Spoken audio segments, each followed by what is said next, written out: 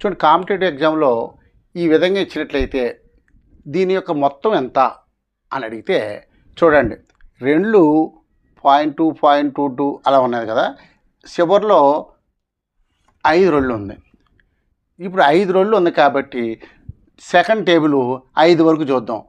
1 2 * 2, 2 2 * 4, 3 4 2 * 6, 4 2 * 8, 5 2 * 10.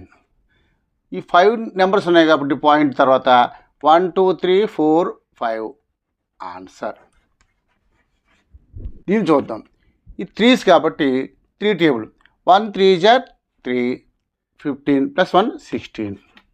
ఇప్పుడు 1 2 3 4 5 answer. Next 4 ఉంటే ఏం చేయాలి?